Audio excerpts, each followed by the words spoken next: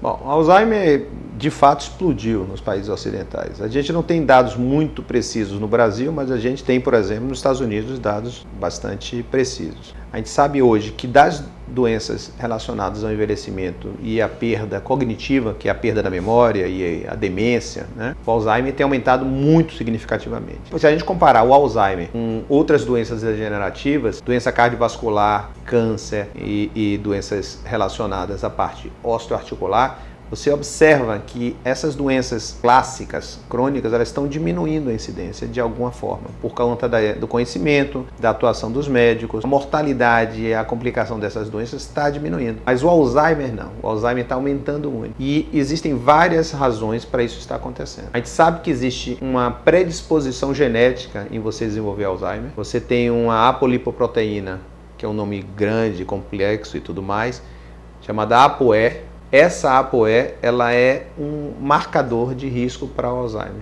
Na população americana, por exemplo, 75% da população não tem essa ApoE. E essa fatia da população tem um risco de 9 a 10% de desenvolver Alzheimer. 25% da população americana tem um alelo da ApoE, porque você tem um cromossomo que tem 2 alelos. Nessa população, você aumenta o risco de desenvolver Alzheimer para mais ou menos 30%. E apenas 2%, 1 a 2% da população americana, que corresponde a mais ou menos 7 milhões de pessoas, tem os 2 alelos. Nessa população, a chance de você desenvolver Alzheimer vai para mais de 50%.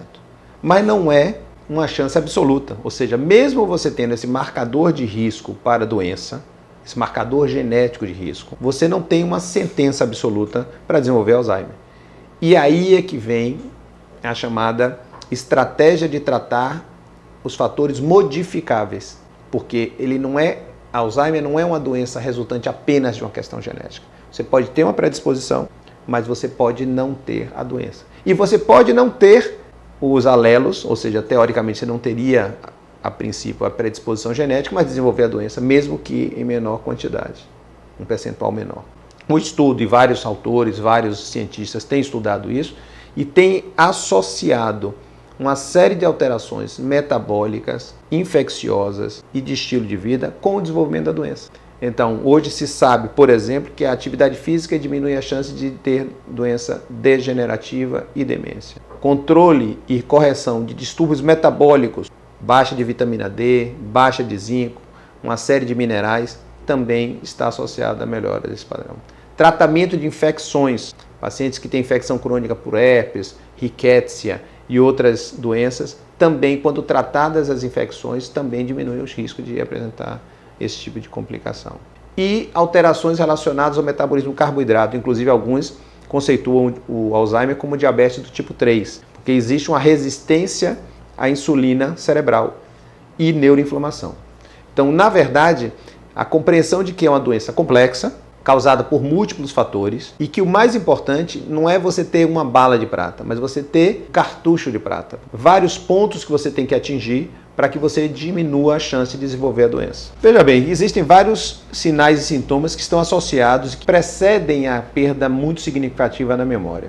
Existem vários testes de memória que podem ser utilizados para aferir, quantificar essa perda de memória e, inclusive, aferir e quantificar a melhora da memória à medida que você institui uma série de estratégias. Então, você pode ter, por exemplo, alterações intestinais, alterações de ritmo intestinal que precedem o desenvolvimento do Alzheimer. Não existe nenhum sinal específico para aquela doença para Alzheimer.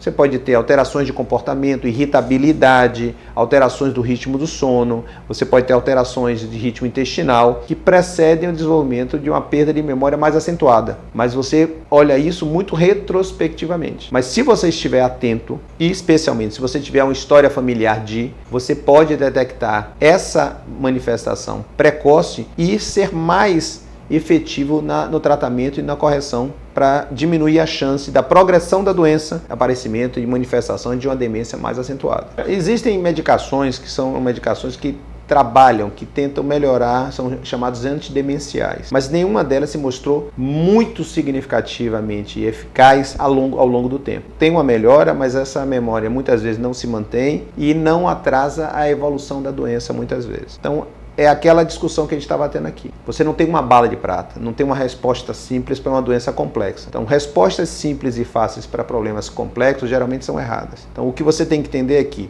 você tem que fazer uma avaliação, saber se naquele paciente qual das alterações possíveis que são associadas ao Alzheimer ele tem mais. Então, você tem que ver se ele teve algum contato com substância tóxica, com metais pesados, metais tóxicos, para você retirar isso, fazer um detox, fazer uma retirada desses metais. Se ele, porventura, teve algum trauma, alguma cirurgia cardíaca ou alguma cirurgia neurológica, se ele tem alteração do metabolismo do carboidrato muito significativa, se ele tem algum quadro infeccioso que precise ser tratado, alguma alteração causa inflamação crônica continuada, que a gente falou. Então, paciente que tem alterações dentárias, inflamação dentária, periodontite, gengivite, pacientes que têm disbiose muito acentuada, alteração do trato digestório. Então, nesses casos, você tem que focar na possível causa de cada uma das possíveis origens da doença. Se tem algum distúrbio metabólico, hipovitaminose que precisa ser corrigida, alterações de minerais que precisam ser corrigidas. Então, é uma abordagem multifatorial para uma doença que é